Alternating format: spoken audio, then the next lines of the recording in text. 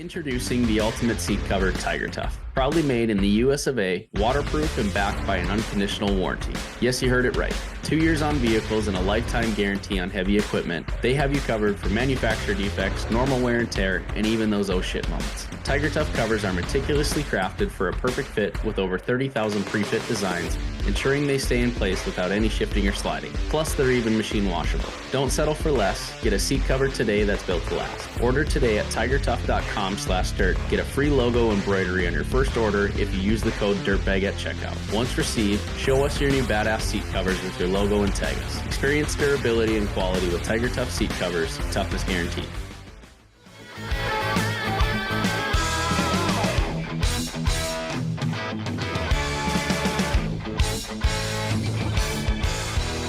What's up, you dirtbags? We are back for another Q&A episode. Back in studio with Mr. Luke Payne. How we doing, man? Cheers, my man. It has been a minute since you and I have gotten together, so thanks for getting some time on this beautiful Monday night. Dude, absolutely. We got Monday night recording tonight. This is coming on Friday, I believe May 30th. Yep. So I know we like to keep our episodes pretty tight, so it's all relevant. And then we got another recording on Wednesday. So looking forward to that. And then I'm heading up north. Where north? Canada north? Nope, Detroit Lakes, Minnesota for. That's right, Turf Wars, baby. Yeah, and just for Memorial Weekend. So we'll be up for 11 days just on the lakes. Yeah, I'm pumped. We are going to the lake this weekend. So if you're there, you'll have to let me know. We'll have to go grab dinner or something. We haven't had our Christmas party yet. Yeah, that's true. Well, we kind of did at Michigan. We had a blackjack Christmas party. You're right, I suppose. But we took our distributions. We did. We gambled them away. That's too bad. We're a bunch of degenerates. Yeah, but we did win them back, of course, at Gila River in Arizona. So that I think we're kind of even right now. We're even. So now we just have to continue to play and we'll be up. But yeah, it's too bad Detroit Lakes doesn't have any fun casinos, but the Shooting Star Casino, it's like, yeah, it's a casino. It's not the greatest, not the worst, but yeah, when we used to go back in the day, right when I turned 18, all of us would go all the time, and they had $3 blackjack hands, and I would bring $33, and if I lost that was the end of the world. It was but $33 back then. That could get you a week's worth of Miguel's or Miguel's, however you say it. I always get ridiculed whichever way. So, and then I remember when I upped it, probably when I turned 20 to $40, and that was kind of a big deal. So there you go.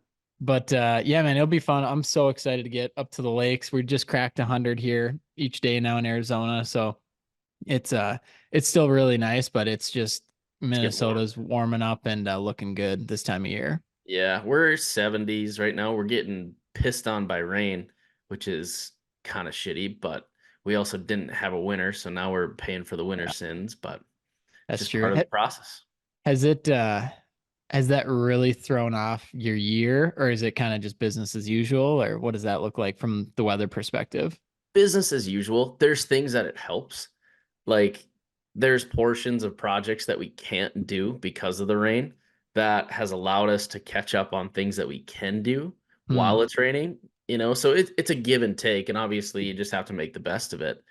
But like our subgrade for parking lot, right? We can't do that when we get 2 inches of rain. Yeah. But we can go dig holes, we could go backfill buildings, whatever that looks like, just to get caught up on some backlogs. We can go do our road, caps with asphalt. So it's a give and take. It hasn't really slowed us down. It's just more of how to schedule around it when it just kind of pops up when it does, and it doesn't really give you a lot of heads up. So yeah, what I know we've talked a couple times, you working with Randy and building in some systems into the business. Have you seen any of those come to fruition, or anything you want to touch on there? We've been a lot of the thing. I mean, we're ever so changing still. Trevor's no longer with us, our estimator. He actually moved back home, so we're anxious to see him go. So now we're filling a couple spots with our estimation side. So we have some different things that we'll implement there. We took on a guy that's going to be fully remote as our senior estimator. Yeah. So that's going to work. it's going to be a change of pace, but the guy's been in the industry for 25 plus years, very smart guy, and he's like 60 years old. And he's like, all I want to do is work with small companies to help them dial in their estimating. And that's how I want to give back to the industry that I love. I'm like, what the fuck? But super pumped that we got him. So now we're on the hunt for kind of like a junior estimator, to where they can kind of learn those processes and then hopefully take over that estimating side. Would the junior be in-house then as well? Junior can be in house, but we're offering remote for that as well. Dude, I don't know how I've never thought of that, but is Yeah, that common? no, because normally you would want to be in the office. Yeah, But we were talking, we call it our Western leadership team, like how Trevor did it. Trevor was in Fargo, but most of our projects were in Western North Dakota that he never even saw. So he was basically gotcha. remote anyway. I don't know. I think that's so fascinating. I feel like everyone I talk to just assumes they Like have in to the be office, in yeah. the office. Yeah, I think there's going to be communication things that we'll have to really dial in, like more Teams meetings. I can't just go across the hall and Yeah. ask Trevor a question, but I think it'll be good. I mean, we're anxious to try it. We've been taking on some more guys, adding some more crews. It seems like our work, like everybody fills their schedules and then they forget about the stuff that comes to bid April through July. So we're just sending out good numbers and people are like, "Yep, you guys were the only bidder." We're like, "Perfect. When can you start?" "Bob, can you start in July?" "Yep." "Nope, sounds good." So it's a lot of that, which is nice. And then it helps keep a good, healthy backlog. But as far as like new systems that we haven't talked Mhm. about, nothing really. We haven't really talked to Randy much this month as we've Mhm. been full on finally. So it's just kind of getting back into the swing of things. So Yeah, I mean, I believe it because even scheduling like Dirtbags podcasts, it's just for both of us, but especially your schedule. And we knew this the whole going time. It's in, just yeah, it gets busy, but also like there's more important issues and business to go run besides like jumping on a meeting or jumping yeah, on a podcast and things like that. So, it's just juggling the priorities. But man, this is we're on year 3 for the on year podcast, three. and we've only missed an episode one time. That's right. God, we're fuck yeah, way to go. High five on those. We're pretty awesome about We are that. pretty And awesome. But yeah, I it can't believe it's already been 3 years. yeah, so we're February 2022, so that would be 2 full years we've already done. So we're in, you know, 2 years and a month or so. Yeah. Fuck Which is nuts. Yeah, and I was actually thinking about this the other day. We could so we're approaching 100,000 all-time downloads. yeah. So Nice. that would be fun to do something either like with everyone, like with all the dirt bags, or do something cool to kind of just give back to everyone that's been listening, because it blows my mind that we just get to banter on here, learn a ton from other people, and then people enjoy listening to it. So it's crazy that we get to do this for a living as part of We our job. I agree. We should do something at Con Expo in 2026. Yeah. Oh, for sure. So That would be fun. I think that's a given for sure. Well, yeah. How that's a good point. Like, how do you? Because everyone's got their You cat gotta, invites and their deer and everything. So yeah. how do you sneak in there and do something fun that's different? I think you gotta do it. We're not gonna compete with like a No, deer or a cat party, not even in the slightest. But I bet if we were to have a conversation with John, we could probably get a meeting room to where maybe you and I host like lunch and drinks, just to kind of talk with everybody as people are going throughout the show during the lunchtime. I wonder too, because a lot of those networking things or those big parties are later at night and their Yep. concerts. Like it could be something to like the pregame Oh to yeah. bridge the gap for the One of those XYZ parties. party. Yeah, I agree. Like that could be a good time. And then we We'll could have have to some type of, I don't know if it'd be like some type of speaker or just beer pong. Like I don't know something fun. exactly. Yeah. Yeah, something fun, maybe something a little different. I'm sure John could hook us up with something. We'll have our people reach out to John's people and see if we can make something work. Yeah, he's a big deal. Yes.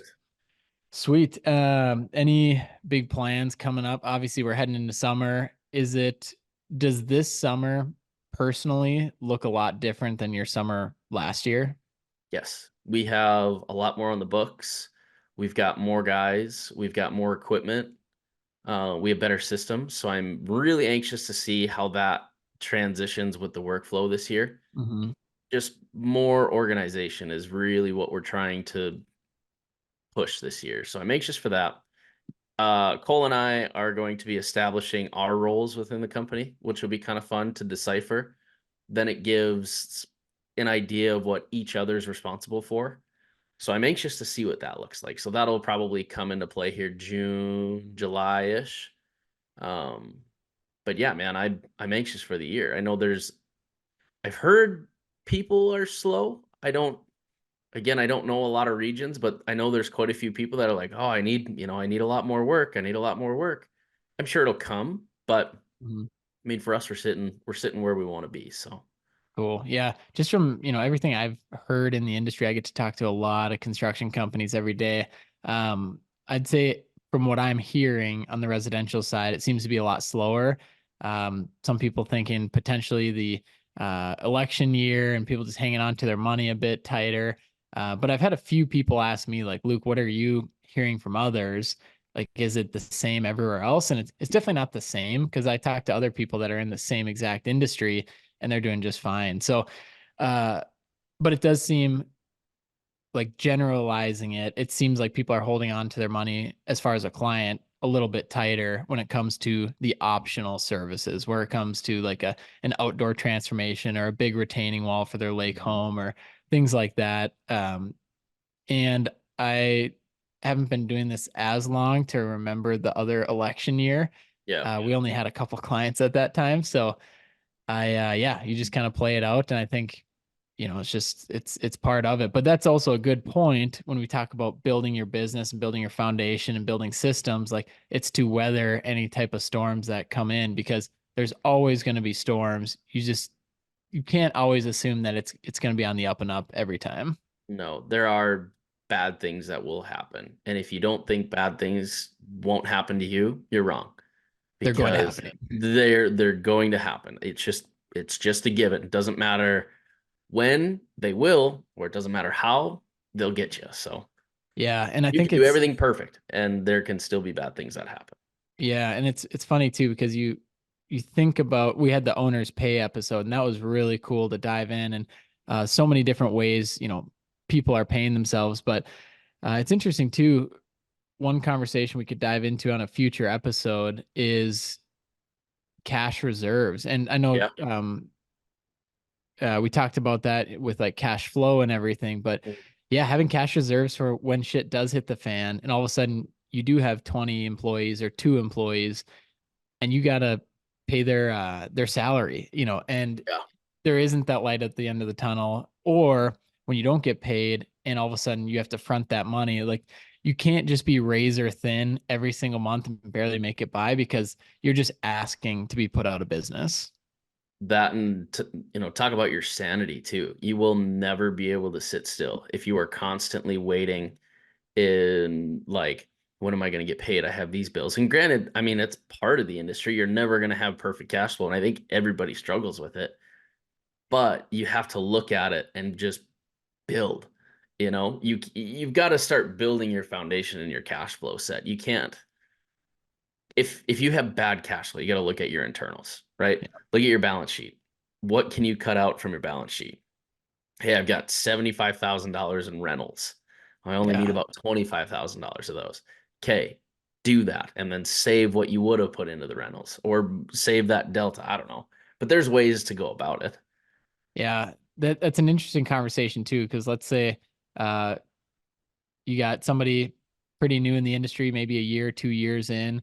You've got a mini and a skid, and they're feeling it. They're maybe not even booked out a week right now, and it becomes tough. Their wife or their husband at home might be asking, like, "Hey, you're not making any money, and you have all these payments. We're losing money. At what point do you kind of potentially pull the plug?"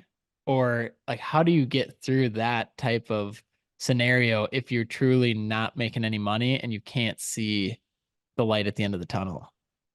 I think if you're not making any money, you've got two options. you sell the equipment and you be done and you get a job, or you get a job, keep the equipment Mm, and do it like part-time. And hopefully you can make those machine payments with what you can do. You know what I mean? yeah, build equity into the machine. Yeah. Yeah. I don't think you have to cold turkey be done. There's Yeah, definitely options. I think you got to get creative. But yeah, I mean, that does happen to yeah, where I think you really got to look at it and be like, I don't have any income coming in. All I have is payments. How long am I going to survive on that? And who is that going to affect? If you don't have a yeah. family, sure, maybe you could try to play it out, see how it goes. But if you do have a family, I probably look at doing what's better for your family than what's better for your ego at the time in the nicest Absolutely. way. Yeah. And you know what? I think we always talk about overhead in your business and minimizing expenses there. What I think doesn't get talked about often is your personal overhead. Let's say your Yeah. house is way too much and your mortgage payment is way out of whack, or based on your household income levels, your expenses are way out of whack. Like we talk about business budgeting, sometimes you need to look at your personal budgeting and say, well, let's cut this out as well. That will help the business because then I don't have to take my business income and throw it at the personal stuff. Correct. And that's where that ego comes into play because everybody is constantly, what you said it on a podcast what time, the lifestyle inflation. Oh yeah. When you're making a little bit of money, when times are good, it is very easy to go out and try to afford something you probably shouldn't. You might be able to at the time, you might be approved for it. Doesn't mean you're able to afford it, right? You got to look long term instead of, long term is 10 years in my eyes, Yeah. right? Short term is that 1 to 7 years, and that gray area is going to be that 8 to 9. Yeah. Yeah, man, yeah, short term. It's I love that because that truly shows some people are thinking short term like next week. Mm-hmm. And it's like 1 to 7 years. Like, are you kidding me? But business is long. Like this is a Business is long game and you gotta do the right things so you can make it to year 10. And you threw out a stat or somebody did of how many businesses make it to year 5 and make it to year 10. And it's like only a few percent. And so that's really eye opening too of you got to take care of the business. I was going to look that stat up because it's actually kind of an alarming stat. And that brings up kind of a different topic as well. I feel this is more turning into a rant, which is fine. It's all But right. we had an interview for a gentleman the other day for a junior estimating position. And he brought up his concerns of like, hey, you guys are a newer company. What is my job security like? What does that look like with kind of a tightening employee market? Where's that best value served? It's kind of, I don't remember how exactly he phrased it, but it was really interesting to hear that perspective because two things out of that. I do think the employee market really is tightening right now. If you do not provide value to your employer, you're probably going to get replaced. Yeah. That's how Cole and I are looking at things right now. I'm done putting up with bullshit. If you can't produce anything for me, why are you here? I no longer need warm bodies. I need guys that can do well on projects. And if they do that, they will get paid well. Instead of like, oh, hey, you can show up, you're hired. I Yeah. think those days are coming to an end. Um, That's good. and then also the volatility with, younger companies. It's the guy had a good head on his shoulders to ask that, but that definitely is something to look at too, because if you are getting out of college or are starting your career, you definitely want to do some due diligence on the company that you'd be working for. Yeah, man, that's really interesting. And yeah, what a great question to ask Mhm. because and you guys aren't 2 years in. I mean, you started 2018 or so, but it's still a really good question because when you look at especially construction, there's companies that have been 4, 5, 6 generations, and that looks a whole lot different, and they're always hiring. So why the upside might be better with a newer company like yours, but if he jumps in and invests his time and resources into this, would it make sense? Or is he going to get cut in 2 weeks? Because, 100%. and I think asking like if he gets cut for not doing his job, that's different. But if he gets Correct. cut because money's tight, that's on the owners. 100%. That's not the employee's fault. But then at the same time, there's the argument of why is the money tight? Is it overspending or is it because of market conditions? Right. There's a lot of variables people don't see. Um, and yeah, that's kind of a rabbit hole of a topic because I'm sure everywhere there's a lot of different things going around with companies, but I did think it was really interesting. And, maybe I could touch on this a little bit. So local talent is tough sometimes because like where I'm from, all of the companies are Yeah. fighting for a lot of the same people.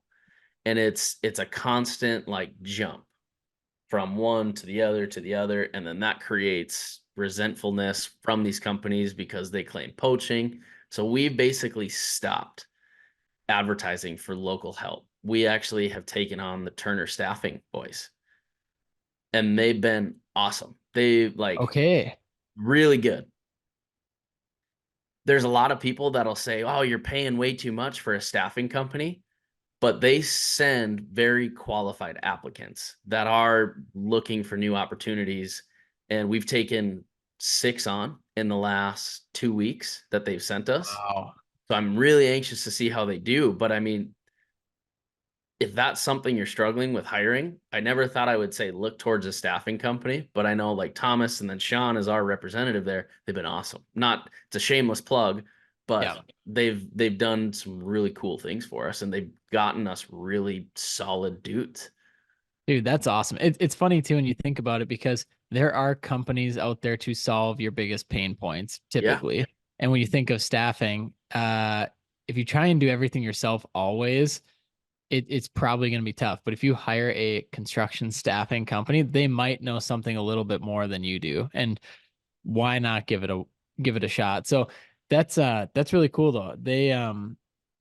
Are they kind of like headhunters in a way, or are they only staffing? Like, do they talk to people that aren't in construction? they are headhunters. They Okay, are, cool. and so I have different opinions on headhunters. Obviously, when I need them, I'm thankful for them. But Yeah, I fucking hate when they're contacting our guys because they do it all the time. But right. it's the world we live in. Yeah. But I think they do it a little differently to where they kind of seek out people looking for different positions instead Mm, of just seeking out anybody and everybody and like, hey, what are you making now? Well, I'm making this. Well, what if I told you that I could put you in this position and you'd be making 20,000 more? That's gotcha. different, I feel like. Yeah, I know. I think that's totally different. Yeah. And yeah, it's that double-sided marketplace because if you work with a staffing agency that doesn't have any of the companies to place these Mhm. applicants, or if they don't have any of the applicants to place, you need a company that's well respected in the industry that has both the companies and the applicants because it goes both Correct. ways. Correct. And I mean, you want to work with the people that have done it before. And I look at Turner Mining, they've obviously created a pretty big business. Yeah. So they know what they're doing when they're looking for people. And, they ask your prerequisites, what it pays, and they file your applicants. And I mean, I was getting 5 a day when we were looking for Wow. different positions. So it's a lot to go through. You got to be ready for that. But they're all very qualified. So it's nice to kind of have a pick of the litter in a lack for better terms. And then that again just kind of reiterates the importance of stepping up in your employment right now because there are a lot of people looking for opportunities. Yeah. Who goes through those? Like, do you go through them when you get I go them? through them. Yep.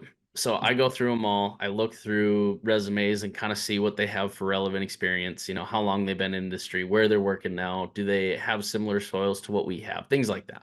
What would make them a good fit for us? Are they young? Are they old? Are they looking for growth? Are they just looking to maintain? Then I kind of wean those down. I'll send the ones I like to our leadership group. Then basically from there, we kind of decide, hey, this applicant looks really good. Let's hop on a phone call with him, see what he's got to offer, schedule a call, and then we have a phone interview, and then we offer the position or we don't. So Yeah. Do you package together any relocation type benefits? Like if they're calling from Montana and they're like, hey, I'd love to move up to North Dakota and work with you guys. there is, yep, and I think it's very dependent on where they're coming from and Yeah. also the type of applicant that they are. Like a heavy equipment operator, I'm not going to offer an incentive package to move up to. Right. A foreman position, probably. A project manager position, probably. I guess it just kind of depends, but Yeah. maybe I'm And right or that's a great point too. It's nobody's entitled to that. wrong. Correct. That's a great point because it is something in your tool belt you can offer if you want to, if you see the need, if this is an A player that's going to step up your business. And also that can change. If you offered a project manager a relocation bonus now, next year it might not be there or it might be more. And so Correct. it's always changing. I would rather, with the changing in the industry right now, right? I would rather shoot them low and kind of explain the growth. Like, hey, this project manager is looking for $125,000. Okay, well, we have our set standards of what that looks like when you're going into that role. Say we pay PMs starting at 90 grand a year. That's what I'm going to offer. And then we have reviews. We set our terms like, hey, 60 days, let's have a review, see how you're doing. 90 days, let's have another review, see how you're doing, and adjust accordingly. But I'm done offering the move and or offering the moon and getting mediocre results. I'm going to Yeah. offer you what our standard is, and then you can show me what your worth is. Yeah. And then, yeah, exactly. Then they can show you, and it's out there to earn. You can Yep, earn it. You can earn a whole lot more. But you got to go get it. 100%. So we're changing that. I mean, that's a change that we've made in the past or in the last couple of weeks. So to answer your earlier on question, I guess that's something. So Yeah, we just had to dig in a little bit. yeah. That's awesome, dude. No, it's cool to see, especially with Turner Staffing. I'd be super curious to look into that more of just Hmm. how they do it. And I I think there's a few other companies too that do something similar. I've never really understood the staffing world and how it works, but how they get paid, how, companies pay them, things like that. But I'm pretty sure it's on placement, right?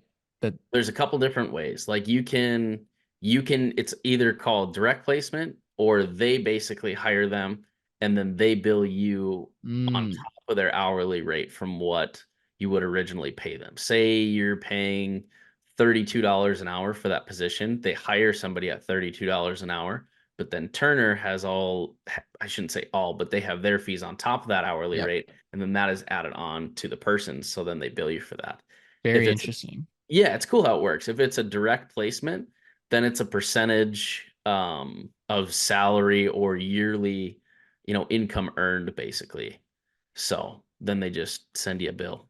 Yeah, we just hired another full timer on our team, and Saw that. he, Congrats. thank you. Yeah, and so there's another one in addition to the one we posted about, and he we use a staffing agency. I'm good friends with this guy, and they work with they staff for marketing agencies. I was like, Cool. sweet, and they use people from Colombia, but the difference is they train them through the coaching program I go through, Mhm. and Colombia is central time zone and usually better English and things like that. Yep.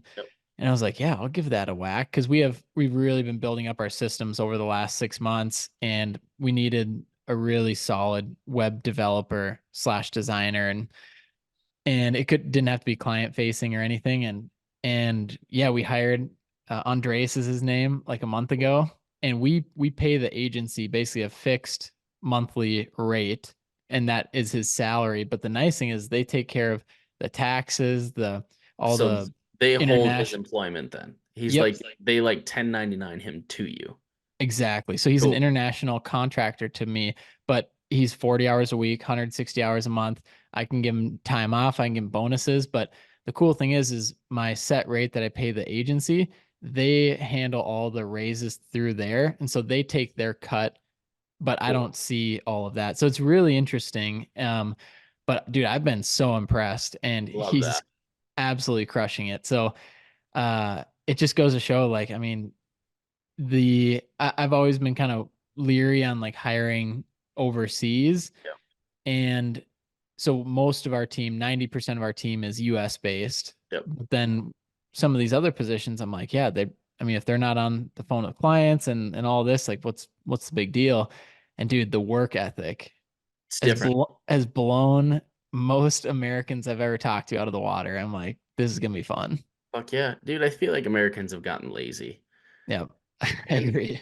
I, I don't know. That's a topic on itself, but we've just been so comfortable that it's hard to want to go above and beyond on things, which again, I think is changing. So I'm anxious to see that change. Yeah, no, it'd be cool to, keep your finger on the pulse and see how things change because not everyone's cut from the same cloth. And I've learned that big time. Mhm. There are people that will want to work in America and in other countries. There are people that are very lazy. Absolutely. Absolutely. But you'll get that anywhere. So Exactly. So now let's dive into the Q&A Q and episode. A's.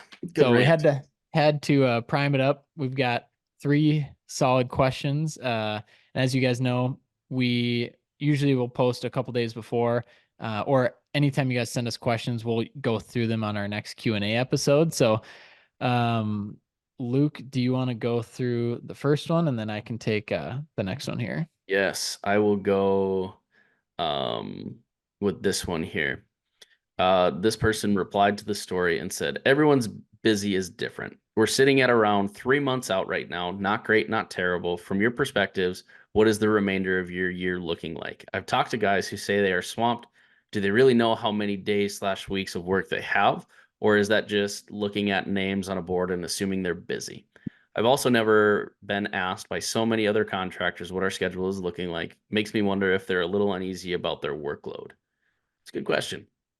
Um, I feel like a lot of people don't take into account their workload. I think they just kind of take it week by week. Mm, So when people say they're like 6 months out, I'm always like, cool.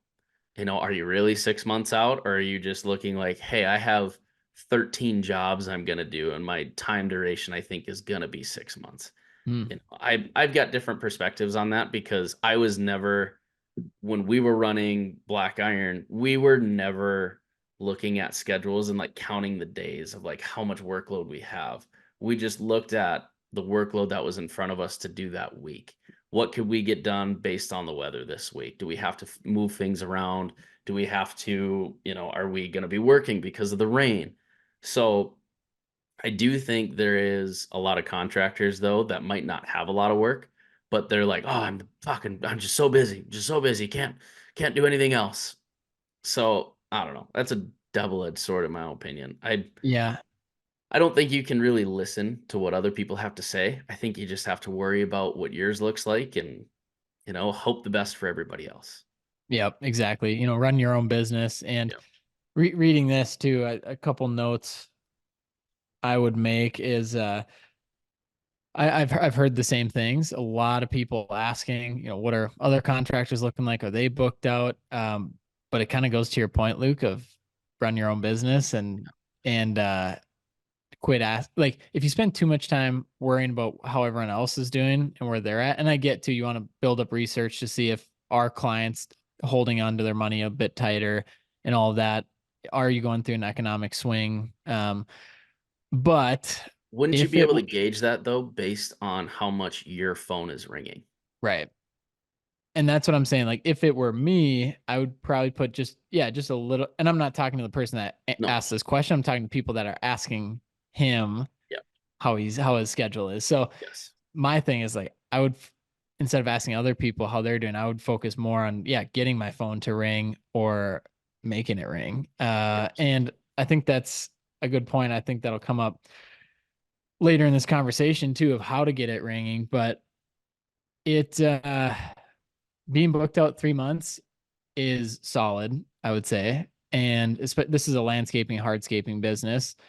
Definitely solid. When do you start to worry? I mean, I guess if you're 2 weeks booked out and you got to be, this is your busy season. And if you have a very slow winter, it also depends on where you're located. Because if you're in Arizona, it's a whole lot different than being up in Minnesota or North Dakota. Mhm. Another point to that I just kind of thought of, Randy, right? In our world, it's all based on backlog. So I don't know what that looks like in the landscape hardscape business, but they say you always want like a 50 to 60% reoccurring backlog of your desired yearly revenue, you know. Mm, So say you want to do $1 million this year. That means you would want five to $600,000 in backlog kind of constantly.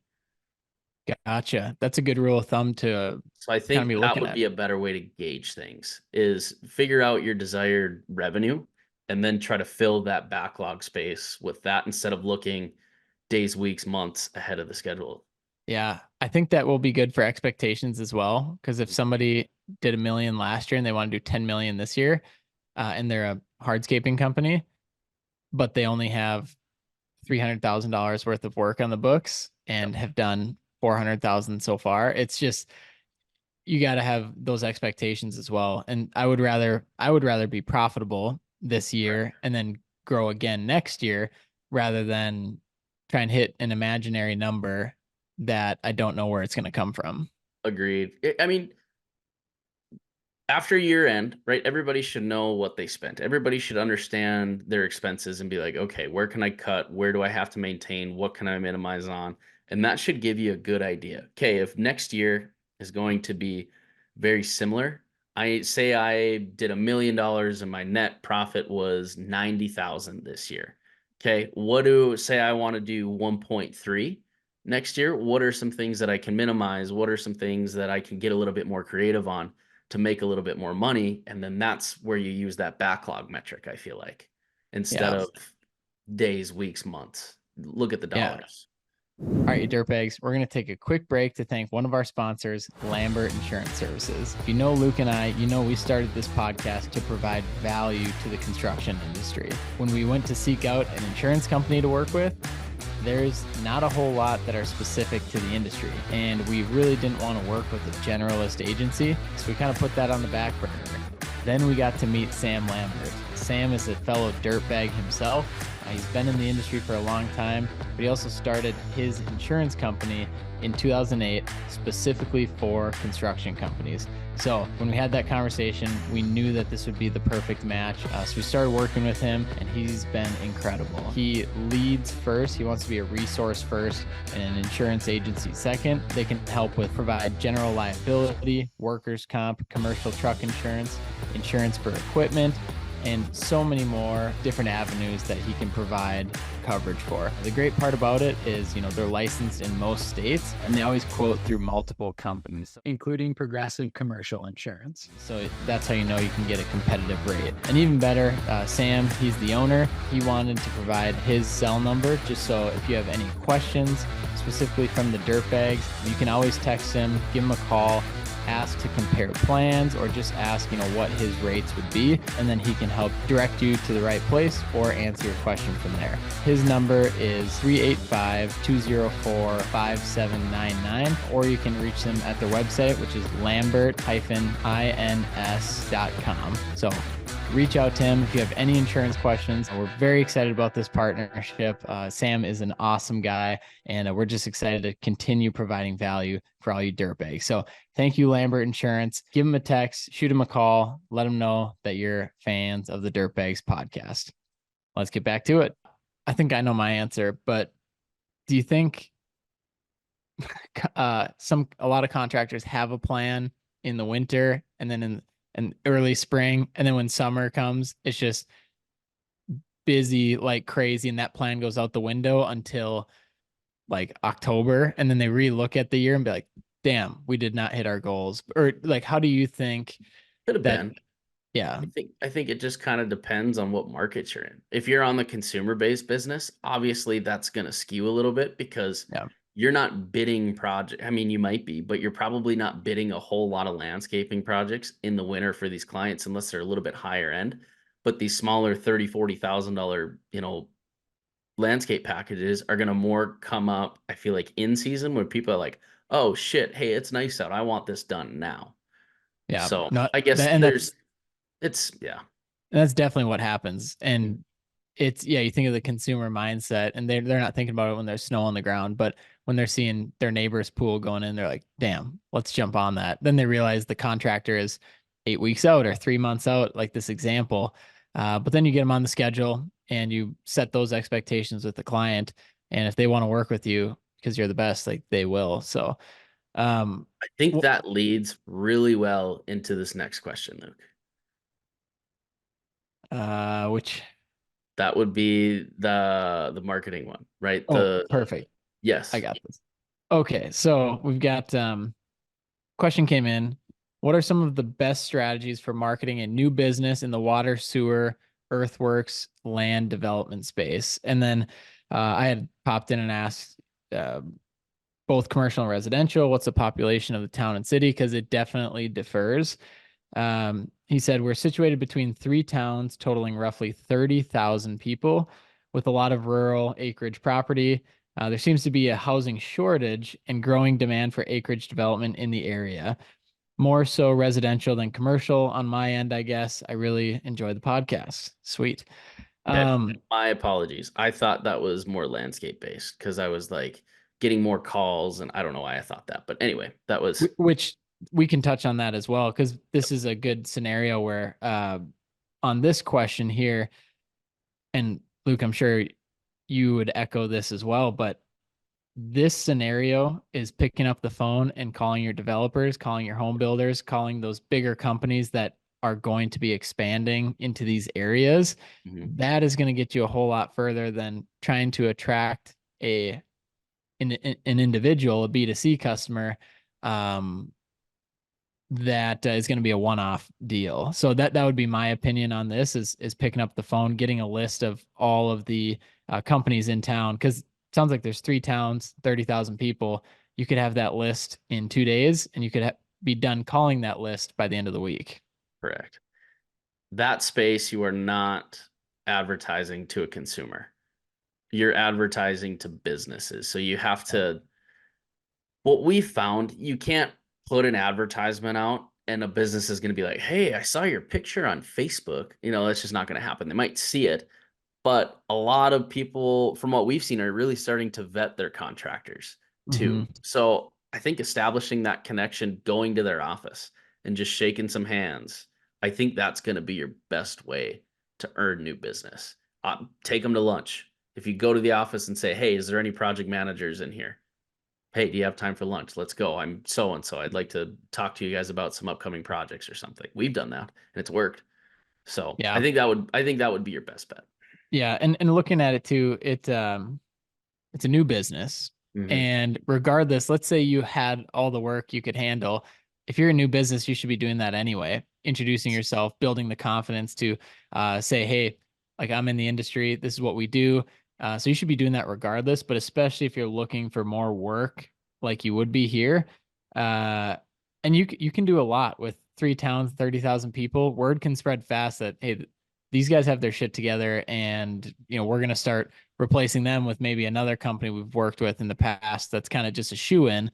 Because Luke, I mean, that's kind of the size of some of the towns we grew up in. And some guys are just the shoe ins because it's the good old boys club and they've been doing it forever. And then they realize somebody else communicates better. They can do the work better, might even be a little cheaper because their overhead is lower. And they realize like, oh, maybe we do have a decision here to make and we could change things up. I think starting out in that business space, right? It's understanding what capacity you can take on, right? I'm looking at that message and, my head automatically goes into like the commercial aspect, water, sewer, earthworks, land development space. Obviously as a new business, I'd stick more with the residential and your home builders. Build that space up because that's going to give you a good intro to what it's like for working for these general contractors. But also, anybody can go out and buy a skid and a mini and a dump truck or, take some pictures of the things that those can do. If you want to market, you got to really show what the difference you make than somebody else.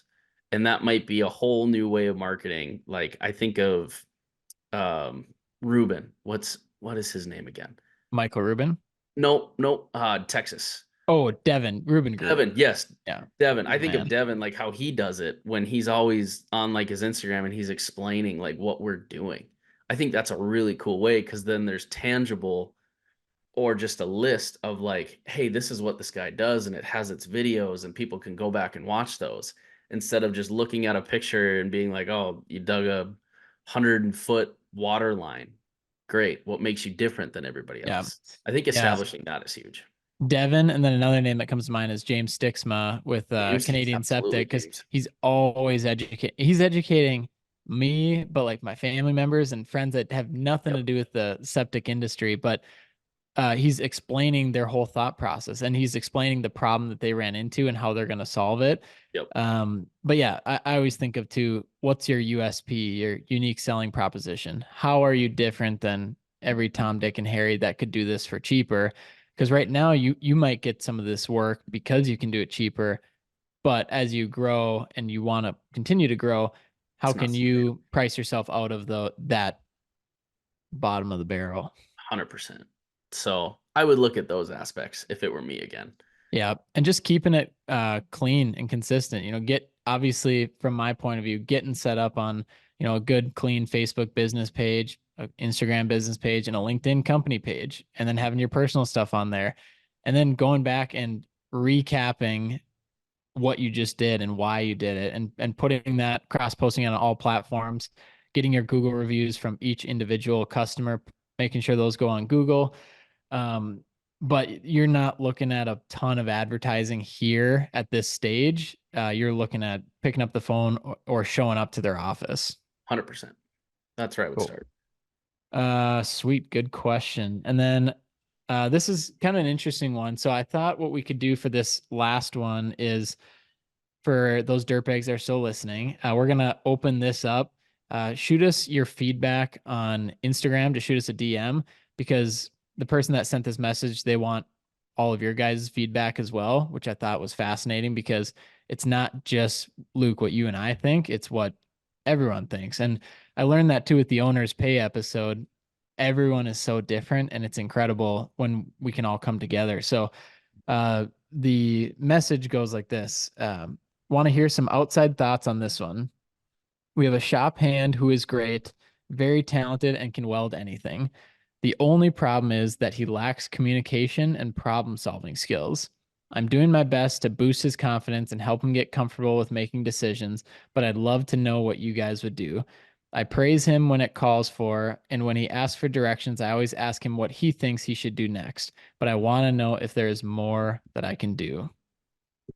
That's a good question. But yeah, I'm anxious to hear what people have to say back to that, because I think it's very situational. And if it's, you can lead a horse to water, but you can't force him to drink, right? This guy might just be there as a job and he doesn't really want to step up. And if that's the case, you can't force him to step up, but then you might have to find somebody to replace him. Yeah, I think having the conversation is huge. Like, what are your goals? What are your intentions? Yep. I think the conversations are big, of sitting down and just talking about financial goals, talking about career goals. Like, what do you want to do? But then also too, I'd like to know how long he's been with the company. If he's been there for 3 years, I think that's an issue. If he's been there for 6 months, we can absolutely work with that. But it sounds like he's very good at what he does, and he might be a technician. And, there's the technician, there's the manager, and there's the entrepreneur. You can't necessarily be all three at once. So if you want somebody to be a leader, they may not be cut out for that now or ever. And they may really, really enjoy what they do, completing the task, like very task oriented, and answer to leadership well. So I think you can only find that out working with them more and more, but then also asking them of what they truly like to do, what lights them up, and what like scares the shit out of them. And yes, you want to put some of that on their plate so you can see how they react and how they learn. But at the same time too, you also want to play into your team's strengths. Correct. Well, he kind of mentions it in here too. He can weld anything. Okay, great. Maybe he just wants to weld. Yeah. Right. If he's a welder, the only problem is that he lacks communication and problem solving skills. Okay, what are you having him do that maybe he has zero interest in, to where he's like, I don't know what to do in this situation that is outside of welding, or maybe that is in with welding. I guess I don't know, but I would look at those variables as well. Yeah, and one other thing too, is the communication. Is it a communication issue, or this person is just lacking speaking to others? You know what I mean? Or is there a communication issue where, hey, the project was supposed to be this, you messed up and didn't communicate that there was an issue? Because then that's a much bigger issue. But if it's just communicating with the team members, communicating with leadership, that doesn't seem like as big of a red flag. Correct. So I think there's a few more details there, but I'm really curious to hear what everyone thinks. And then Yeah, we'll just post the responses on our Absolutely. story. We should post that question on the story. Yes. And so we'll just the question, or just the, the message itself, and see what people say. Yeah. Um, so they get kind of a full context. And then it would be interesting to see, maybe send or get a little bit more explanation from this person with the variables that we just talked about. Yeah, I like that. So we'll toss that out. Should we do that now or when the episode launches? We could do it now. Okay, yeah, I think we'll do it now. We'll get some more info from him, and then maybe when the episode launches, we'll re-toss it out again Yep, because I we're agree. recording this right now. I agree. No, let's do that. And then I've got another one here. This one was in our requests, but it says, I'm sure it's been answered, but what's a small change that Western and or Phaser has made that has made a big impact? Like impact on business, I would assume, like Yeah, impact on your business. I think we kind of answered that one, I guess. I guess the staffing, right? We're yeah. both taking on staffing companies. That was big. I've got a couple I can go while you're thinking. These are very small changes that have been huge. And granted, this won't work for every company because we're a marketing agency. But one thing we did early on is I was spending a lot of time sending invoices myself, Mhm. and something that could have been very repeatable. Like I was typing in all the information and typing in the amount and everything. And so we took it a step further and automated, if I click phase one program, everything populates. Maybe I'll Yep. change a few words, doesn't have to recreate the wheel. But then we got to a point as well where this could just be auto pay. Like, why are we already agreed it's 1,500 a month every month on the 13th of the month. Why am I resending an invoice every month if that's Correct. what we agreed upon? So we moved to auto pay. Like I just get a credit card, set it up on auto pay, and that saved me so much time. And now I rarely do anything billing except hounding people that To owe pay you. owe us money. Yeah. Well, Um, that's always going to be your job. That for just sure. that's in the job description that unfortunately we didn't get to write. We just have to abide by. So For sure. And then a couple other things is this one I would accredit most of everything to is mentors and coaches. It yeah, seems ridiculous when you hear some of the prices that people pay a mentor or a coach. I've told the story before on the podcast, but right when I went full time, there's an agency group called Seven Figure Agency, and it's all digital marketing agency owners that have a niche. cool. And so I like went there and we were doing like $8,000 a month. And to join, you have to be doing 10K a month. So I just lied on my thing.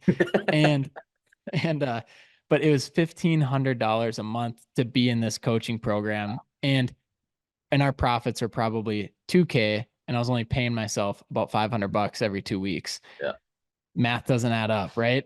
But I'm like, I know that I know I can do it, but I don't have the knowledge and I've never done it before. So I just need people to like bump me in the right direction.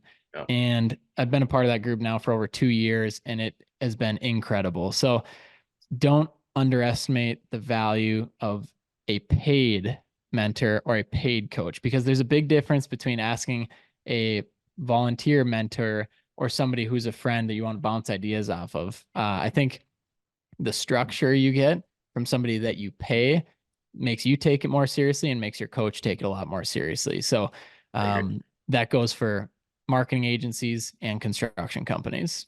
No, I 100% agree. I would say the biggest change on our end is holding people accountable.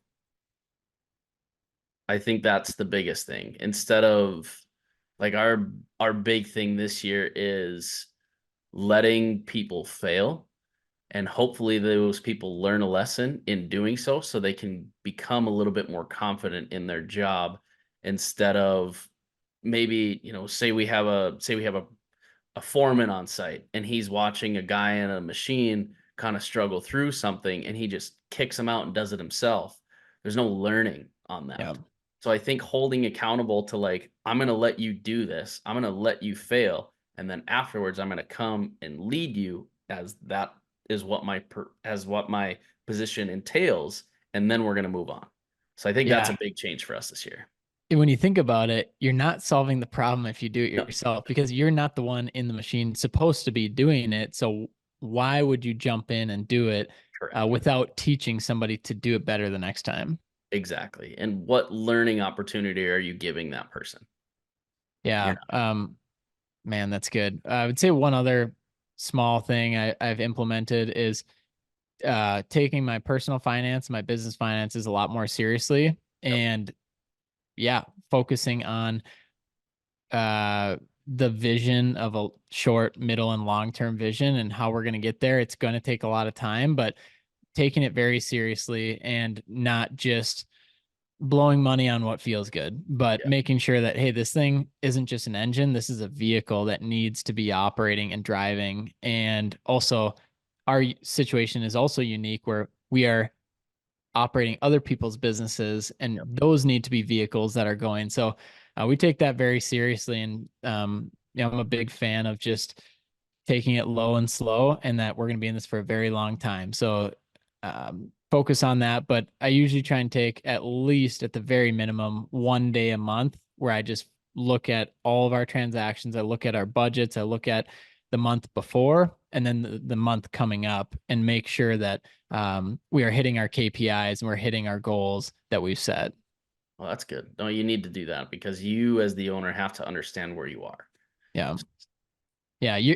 And this is kind of a pet peeve of mine. Oh, like my accountant knows. Oh yeah, how much money are you making this year? I don't know. I'll have to ask my accountant. It's like you as You the should business know owner, that. you have to take at least looking at your P&L every month just to see. And for construction, of course, cash flow is massive. But if you're just assuming that your accountant is running the business and has got you covered, you got to take some more ownership in that, and at least know where you're at. I think that's a scapegoat answer to where maybe they don't want to say it and they're just using that as like, oh, I'm just too busy. I can't have my hands in that. I'm too busy doing this. No, that's where you should be putting a lot of your time, is understanding where you are, because if you don't know where you are, how are you going to know if you need to grow? How are you going to know if you need to scale down? How do And you make more, decisions yeah, how do you make every decisions? day? Exactly. So I don't know. To whoever's doing that, stop doing that. Yeah. Yeah, dude. It's just that kind of drives me crazy sometimes. I'm like, you've been doing this for 5, 6 years. You gotta at least know what's coming in and what's going out. Correct. Correct. And obviously, there's tough times in the market, but that's why it is also so important, because those tough times do happen and you have to prepare for those tough times. So, Yeah.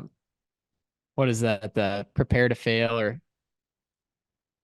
if you're uh, not, if you fail to prepare, you're preparing to fail. That's what it is. yes, yes, yes, exactly. Love that saying. And it's so Glad I true. just pulled that out and didn't butcher that. I bet you're really close, if not spot on. So, Damn it. Somebody will fact check me. hell yeah.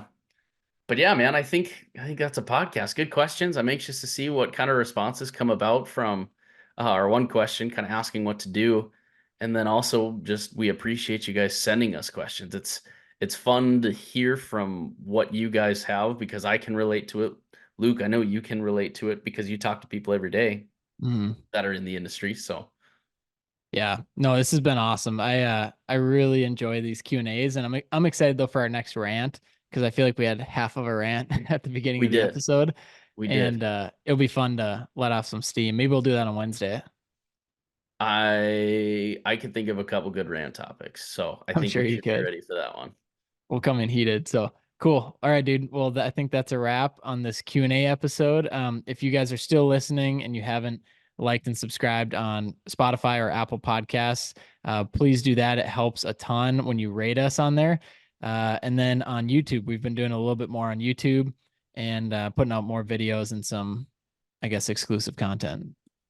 ROF, which is actually just YouTube, but Yeah. Right. All right, hell dude. yeah. Well, good to see you. And we'll be seeing you on Wednesday. See you Wednesday, brother. See you, dude.